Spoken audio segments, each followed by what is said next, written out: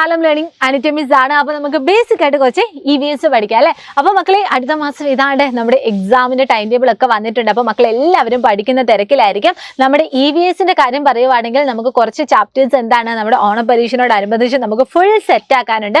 അപ്പോൾ അതിൽ വളരെ പ്രധാനപ്പെട്ട ഒരു ചാപ്റ്റർ ആണ് നമ്മുടെ 3rd യൂണിറ്റ് ആയ ജലവും മണ്ണും, അതായത് വാട്ടർ ആൻഡ് സോയിൽ എന്ന് പറയുന്ന ഒരു ചാപ്റ്റർ. അപ്പോൾ ഈ ഒരു പാഠഭാഗത്ത് നമുക്ക് എക്സാമിന് വളരെ അധികം വരാൻ ചാൻസ് ഉള്ള കുറച്ച് പോർഷൻസുമായിട്ടാണ് ഇന്ന് മിസ് വന്നിരിക്കുന്നത്. അപ്പോൾ മക്കൾ എല്ലാവരും എന്ത് ചെയ്യുക, സ്കിപ്പ് ചെയ്യാതെ മുഴുവനായിട്ട് കാണാൻ വേണ്ടി ശ്രമിക്കുക കേട്ടോ. നമുക്കറിയാം ഈ ഒരു പാഠഭാഗത്തിൽ നമ്മൾ എന്തിനെ പറ്റിയാണ് പഠിക്കുന്നത്, കൂടുതലായിട്ട് നമ്മൾ വെള്ളത്തിനെ പറ്റിയാണ് പഠിക്കുന്നത്. ഇപ്പോൾ ഒരു ഉദാഹരണം പറയുവാണെങ്കിൽ നല്ല മഴക്കാലമാണെന്ന് മക്കൾ വിചാരിക്കുക. അതായത് മഴയൊക്കെ ഇങ്ങനെ പെയ്തുകൊണ്ടിരിക്കുക. ഇങ്ങനെ മഴയുടെ അളവൊക്കെ കൂടിയാൽ അല്ലെങ്കിൽ മഴയൊക്കെ പെയ്തുകൊണ്ടിരിക്കുമ്പോൾ നമ്മുടെ ചുറ്റുപാടും അല്ലെങ്കിൽ നമ്മുടെ പ്രകൃതിയിൽ ചില മാറ്റങ്ങളൊക്കെ നമുക്ക് കാണാൻ പറ്റും. ഇപ്പോൾ ഒരു ഉദാഹരണം പറയുവാണെങ്കിൽ നല്ല രീതിയിൽ മഴ പെയ്താൽ എന്താണ് അവിടെ വെള്ളപ്പൊക്കവും ഭൂകമ്പമൊക്കെ ഉണ്ടാവാനുള്ള ചാൻസ് ഉണ്ട്. പക്ഷെ എന്താണ് സാധാരണഗതിയിൽ ഒരു അത്ര വലിയ മഴയൊന്നുമല്ല, നോർമലി പോലും ഒരു മഴ പെയ്താൽ എന്താണ് നമ്മുടെ പരിസരത്തും അല്ലെങ്കിൽ നമ്മുടെ പരിസ്ഥിതിയിലും ഒക്കെ ചില മാറ്റങ്ങൾ നമുക്ക് കാണാൻ പറ്റും. എന്തൊക്കെയാണ് അത്? അതായത് മഴ പെയ്ത് കഴിഞ്ഞാൽ നമ്മുടെ ചുറ്റും എന്തെല്ലാം മാറ്റങ്ങൾ ഉണ്ടാകുന്നുവെന്ന് കൂട്ടുകാർ ശ്രദ്ധിച്ചിട്ടുണ്ടോ? എന്തൊക്കെ മാറ്റങ്ങൾ ഉണ്ടായിരിക്കും? നമുക്ക് കുറേ മാറ്റങ്ങൾ നമുക്ക് പറയാൻ പറ്റൂലേ. നമ്മുടെ വീടിന്റെ പരിസരത്തുള്ള അരുവിയും അതല്ലെങ്കിൽ തോടൊക്കെ എന്താണ്, അതൊക്കെ എന്താണ് നല്ലോണം വെള്ളം നിറയും. അതുപോലെ തന്നെ നമ്മുടെ കിണറ്റിന് വെള്ളം നിറയും. അതുപോലെ തന്നെ ചെറിയ ചെടികൾ, ചെറിയ പുല്ലുകളൊക്കെ ഉണ്ടാവും. അങ്ങനെ ധാരാളം മാറ്റങ്ങൾ നമുക്ക് കാണാൻ വേണ്ടി പറ്റും. അപ്പൊ എന്തൊക്കെയാണ് എന്ന് നമുക്ക് ചുമ്മാ ഒന്ന് ഓടിച്ചു നോക്കിയാലോ. എന്തൊക്കെയാണെടാ? തണുപ്പ് അനുഭവപ്പെടും. അന്ന് വരെ ഭയങ്കര വെയിൽ അല്ലെങ്കിൽ ഭയങ്കര വേനൽക്കാലത്താണെങ്കിൽ പെട്ടെന്നൊന്ന് മഴ പെയ്യുമ്പോഴേക്കും എന്താണ് നമ്മുടെ അന്തരീക്ഷമൊക്കെ തണുപ്പ് അനുഭവപ്പെടും. കിണർ, തോട്, കുളം, പുഴ എന്നീ ജലാശയങ്ങളൊക്കെ എന്താണ് നിറയുന്നു. പറമ്പുകളിലെല്ലാം പുല്ലുകൾ മുളയ്ക്കുന്നു. ചെടികളും മരങ്ങളും ഒക്കെ തളിർക്കുന്നു. കൃഷി ആരംഭിക്കുന്നു.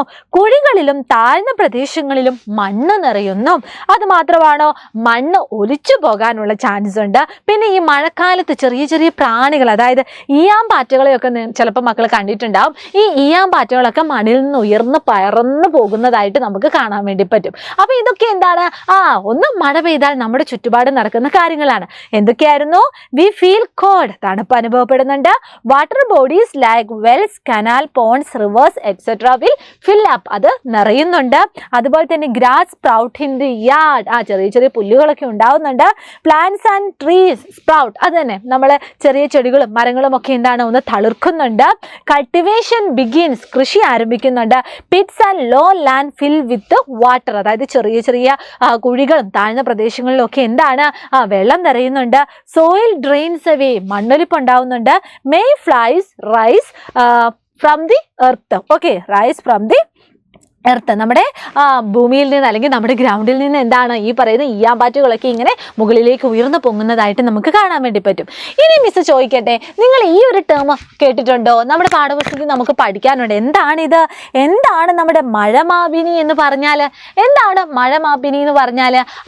മഴ അളക്കുന്നതിനുള്ള ഒരു ഉപകരണമാണ് മക്കളെ നമ്മുടെ മഴമാപിനി എന്ന് പറഞ്ഞാൽ. അത് ജസ്റ്റ് നിങ്ങൾ എന്ത് ചെയ്താൽ ഒന്ന് ഓർത്തെടുത്താൽ മാത്രം മതി കേട്ടോ. ജസ്റ്റ് നിങ്ങളുടെ ശ്രദ്ധയിൽ ഉൾപ്പെടുത്തുക. കാരണം നമുക്കെങ്ങാനും പരീക്ഷയ്ക്ക് ഒരു 1 വേർഡിനൊക്കെ ചോദിക്കുകയാണെങ്കിലോ, മഴ അളക്കുന്നതിനുള്ള ഉപകരണം എന്താണെന്ന് ചോദിക്കുവാണെങ്കിലോ, അപ്പൊ നിങ്ങൾക്ക് ഈസി ആയിട്ട് എന്ത് പറയാൻ വേണ്ടി പറ്റും? മഴമാപിനി അല്ലെങ്കിൽ റെയിൻ ഗേജ് എന്ന് നിങ്ങൾക്ക് പറയാൻ വേണ്ടി പറ്റും. ഇനി മിസ് ചോദിക്കട്ടെ, സാധാരണഗതിയിൽ ഇങ്ങനെ മഴ അല്ലെങ്കിൽ മഴയൊക്കെ പെയ്യുന്നുണ്ട്, മഴയൊക്കെ പെയ്താൽ കുറേ വെള്ളം നമുക്ക് കിട്ടും. പക്ഷെ മഴയല്ലാതെയും ധാരാളം സോഴ്സസ് ഉണ്ടാവുമല്ലോ, അല്ലെങ്കിൽ ധാരാളം എന്താണ് ജലസ്രോതസ്സുകൾ നമുക്ക് കാണാൻ പറ്റുമല്ലോ. എന്തൊക്കെയാണ് ജലസ്രോതസ്സുകൾ എന്ന് നോക്കിയാലോ. ഒരു ഉദാഹരണം നോക്കുവാണെങ്കിൽ നമുക്ക് തടാകമുണ്ട്, അല്ലെങ്കിൽ പോൺസ് അല്ലെങ്കിൽ കുളമുണ്ട്. സ്ട്രീം, അരുവിയുണ്ട്. കനാലുണ്ട്. ബോർവെൽ എന്ന് പറഞ്ഞാൽ എന്താണ്? കുഴൽക്കിണറുണ്ട്. റിവർ അഥവാ നദിയുണ്ട്. പബ്ലിക് ടാപ്പ് ഉണ്ട്. പിന്നെ ലേക്ക് അല്ലെങ്കിൽ കായലുണ്ട്. ഇവയൊക്കെ എന്താണ്? നമ്മുടെ ചുറ്റും കാണുന്ന കുറച്ച് ജലസ്രോതസ്സുകളാണ്. എന്താണ്? ഇവയൊക്കെ ജലസ്രോതസ്സുകളാണ് അല്ലെങ്കിൽ വാട്ടർ സോഴ്സസ് ആണ്. അപ്പൊ ഇവയുടെ പേരുകളൊക്കെ മക്കൾ എന്ത് ചെയ്യുക? നിങ്ങൾ പഠിച്ചു വെക്കുക കേട്ടോ. ഇങ്ങനെ നമ്മുടെ മഴയല്ലാതെ ധാരാളം രീതിയിൽ എന്താണ് നമ്മളിങ്ങനെ വെള്ളം സംഭരിച്ച് വെക്കുന്നുണ്ട്, ധാരാളം രീതിയിൽ നമുക്ക് എന്താണ് വെള്ളം കിട്ടുന്നുമുണ്ട്. ഇനി എന്താണ് ഈ പറയുന്ന ജലത്തിന്റെ വിവിധ ഉപയോഗങ്ങൾ എന്ന് ചോദിച്ചാലോ? എന്തൊക്കെ ഉപയോഗങ്ങളുണ്ട്? ഇത് വളരെ സിമ്പിൾ ആയിട്ടുള്ള ചോദ്യമാണ് അല്ലേ? നമുക്ക് എല്ലാത്തിനും എന്ത് വേണടാ? വെള്ളം വേണം. കുളിക്കുന്നതിനും ബ്രഷ് ചെയ്യുന്നതിനും ടോയ്ലറ്റിൽ പോകുന്നതിനും എന്താണ് വസ്ത്രങ്ങൾ അലക്കുന്നതിനും എല്ലാത്തിനും എന്ത് വേണം? നമുക്ക് വെള്ളം വേണം. അപ്പം വെള്ളം അല്ലെങ്കിൽ ജലം നമ്മൾ ഉപയോഗിക്കുന്ന ധാരാളം സിറ്റുവേഷൻസ് മക്കൾ എന്ത് ചെയ്യുക? ഒന്ന് നോട്ട് ചെയ്ത് വെക്കുക. നിങ്ങളുടെ ടെക്സ്റ്റ് ബുക്കിലോ സൈഡിലോ അല്ലെങ്കിൽ നിങ്ങളുടെ നോട്ട്ബുക്കിലോ ഏതൊക്കെ രീതിയിലാണ് നമ്മൾ വെള്ളം ഉപയോഗിക്കുന്നത് അതിനൊക്കെയുള്ള എക്സാമ്പിൾസ് നിങ്ങൾ നോട്ട് ചെയ്ത് വെക്കുക കേട്ടോ. ഇപ്പം പറയാം, നമുക്ക് എന്തൊക്കെ പറയാം? To drink, to bath, for cooking, to clean floor, to wash vehicle, അങ്ങനെ കുറേ കാര്യങ്ങളുണ്ട്. അപ്പം എന്തൊക്കെയാണ്? തുണി കഴുകാൻ, പാത്രം കഴുകാൻ, ചെടി നനയ്ക്കാൻ, കുടിക്കാൻ, കുളിക്കാൻ, തറ കഴുകാൻ, അങ്ങനെ ധാരാളം എക്സാമ്പിൾസ് എന്താണ് നമ്മൾ ജലം ഉപയോഗിക്കുന്ന സിറ്റുവേഷൻ നമുക്ക് പറയാൻ വേണ്ടി പറ്റും. ഇനി വേറൊരു കാര്യം ചോദിക്കട്ടെ, ഈ ജലം ഇങ്ങനെ നല്ല രീതിയിൽ നമുക്ക് കിട്ടുന്നില്ല എന്ന് വിചാരിച്ചോ? അതായത് ജലത്തിന്റെ ലഭ്യത കുറവ് കൊണ്ട് നമുക്ക് എന്തെല്ലാം പ്രശ്നങ്ങൾ ഉണ്ടാകാൻ ചാൻസ് ഉണ്ട്? അതായത് മഴയൊന്നും കിട്ടുന്നില്ല, അതുപോലെ തന്നെ ജലസ്രോതസ്സുകളൊക്കെ വറ്റി വരണ്ടെന്ന് വിചാരിച്ചോ? അപ്പോൾ സ്വാഭാവികമായും നമുക്ക് എന്താണ് ജലം നമുക്ക് ആവശ്യത്തിന് കിട്ടില്ല. അങ്ങനെ ജലം കിട്ടുന്നില്ലെങ്കിൽ അല്ലെങ്കിൽ ജലത്തിന്റെ ആ ഒരു ലഭ്യതക്കുറവ് മൂലം നമുക്ക് എന്തൊക്കെ പ്രശ്നങ്ങൾ ഉണ്ടാവും? എന്തൊക്കെ ഉണ്ടാവുന്നുണ്ട്? നമുക്ക് പറയാല്ലേ, നമ്മുടെ കിണറുകളും നദികളും അതുപോലെ തന്നെ കുളങ്ങളും എന്താണ് വറ്റി വരളുന്നു. അതുപോലെ തന്നെ എന്താണ് കാർഷിക പ്രശ്നങ്ങൾ ഉണ്ടാകുന്നു. തണ്ണീർത്തടങ്ങൾ എന്താണ് അപ്രത്യക്ഷമാകുന്നു. വിശപ്പ്, പോഷകാഹാരക്കുറവ്, ദാരിദ്ര്യമൊക്കെ ഉണ്ടാകുന്നു.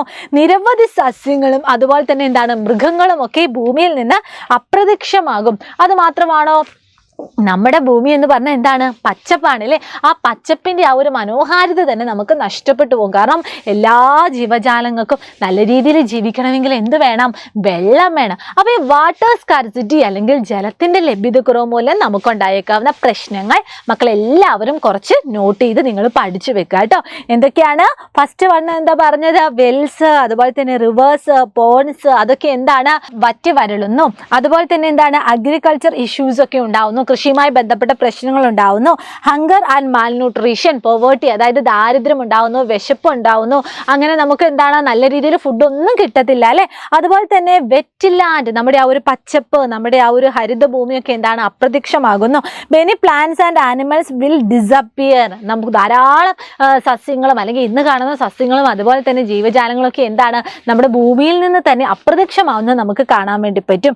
അപ്പൊ ഇതൊക്കെ എന്താണ്? നമ്മുടെ വാട്ടർ സ്കാർസിറ്റി അല്ലെങ്കിൽ ജലത്തിന്റെ ലഭ്യതക്കുറവ് മൂലം നമ്മൾ നേരിടേണ്ടി വരുന്ന കുറച്ച് പ്രശ്നങ്ങളാണ്. നമ്മുടെ ഗ്രീൻ എർത്ത് എന്ന് പറയുന്ന ആ ഒരു ടേമേ അല്ലെങ്കിൽ ആ ഒരു പേരെ നമുക്ക് എർത്തിന് യോജിക്കാതായി പോകും. കാരണം ആ ഒരു ഗ്രീൻ കാർപ്പറ്റ്, നമ്മുടെ ആ ഒരു പച്ചപ്പൊക്കെ എന്താണ് നഷ്ടപ്പെട്ടു പോകും. അപ്പൊ ഇതിന് കുറച്ച് പോയിന്റുകൾ നിങ്ങൾ എന്ത് ചെയ്യുക? നിങ്ങൾ പഠിച്ചു വെക്കുക കേട്ടോ. അപ്പൊ ഇത്രയും കാര്യങ്ങൾ നിങ്ങൾ ജലവുമായി ബന്ധപ്പെട്ട് നിങ്ങൾ നിങ്ങളുടെ നോട്ട്ബുക്കിൽ നിങ്ങൾ എഴുതി വെക്കുക. അതുമായിട്ട് റിലേറ്റ് ചെയ്ത ക്വസ്റ്റ്യൻസ് വരുമ്പോൾ നിങ്ങൾക്ക് ഈസി ആയിട്ട് അതിൽ നിന്ന് ഓർത്തെടുത്ത് നിങ്ങൾക്ക് എഴുതാൻ വേണ്ടി പറ്റും. അപ്പൊ എല്ലാ മക്കളും എന്ത് ചെയ്യുക? ഇത് മാത്രമൊന്നുമല്ല, ഈ പാഠഭാഗത്തുള്ളത് ധാരാളം കാര്യങ്ങളുണ്ട്.